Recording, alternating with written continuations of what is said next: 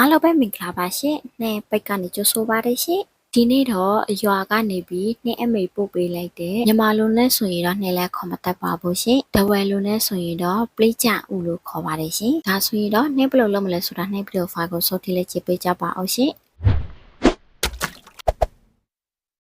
ဒါကြတော့ပိတ်ဦးလေးပေါ့နော်။နှဲလဲခေါ်မတတ်လို့ပိတ်ဦးလို့ပဲခေါ်တော့မယ်ရှင်။အရင်ဦးဆိုဒီပိတ်ဦးလေးကိုရေနဲ့တက်ဆင်အောင်ဆေးကြောပေးလိုက်ပါမယ်ရှင်။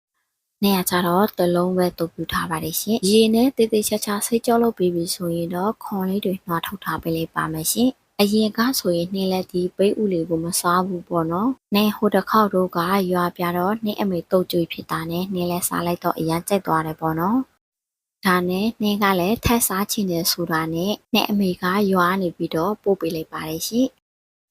ခုဆိုရင်တော့ခွန်ထွားလို့ပြီးပြီဆိုရင်တော့သူ့ကိုနောက်တစ်ခေါက်လောက်ရေတက်စင်အောင်ပြန်ဆေးကြောပေးရပါမယ်ရှင်ပြီးရင်တော့ဓားလေးနဲ့ပေါက်ပြီးတော့ဘလိုမျိုးလေးလှီထားပေးလိုက်ပါမယ်ရှင်တကယ်လို့ဒီနေရာမှာတဲဘောတိချစ်တဲ့ဟာလေးနဲ့ချစ်ယူမယ်ဆိုလည်းရပါတယ်ရှင်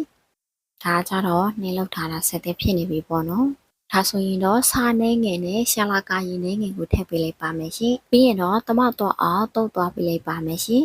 ပုံမှန်ဆိုရင်တော့ပအိုးရီနဲ့လှုပ်စားတယ်ပေါ့နော်။နေမှာပအိုးရီမရှိတာနဲ့ရှာလာကာရီကိုတူပြထားဖြစ်ပါတယ်ရှင်။ခုဆိုရင်တော့တုတ်သွားပေးလိုက်တာအလုံးတမသွားပြီပေါ့နော်။ဒါကြတော့ပါဝေပစ္စည်းလေးတွေပါရှင်။ငနီတူး6လေးရဲ့စက်တော်နီငရုတ်တီရဲ့ရှောက်ရွက်ရဲ့ပါရှင်။ဒါဆိုရင်တော့သုံးမဲ့ပကံလေးထက်ကိုအလုံးထက်ထားပေးလိုက်ပါမယ်ရှင်။ငနီတူးကိုတော့နှင်းကအစိမ့်လိုက်ပဲတုတ်ထားတယ်ပေါ့နော်။တကယ်လို့လှော်ပြီးမှတုတ်မယ်ဆိုလည်းရပါတယ်ရှင်။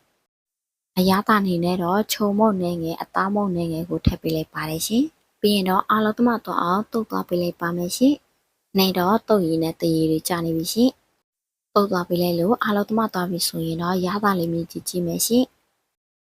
နေ့မှာကျတော့နည်းနည်းလေးပေါ့နေတာနဲ့စားနေငယ်နဲ့ရှာလာကားရင်နေငယ်ကိုပြန်ထည့်ထားပေးလိုက်ပါတယ်ရှင်ပြီးရင်တော့နောက်တစ်ခါတော့တမတော့အောင်ပြန်တုတ်သွားပေးလိုက်ပါမယ်ရှင်ကြည့်ပါအောင်ရှင်စားချင်းစီရလေးပေါ့နော်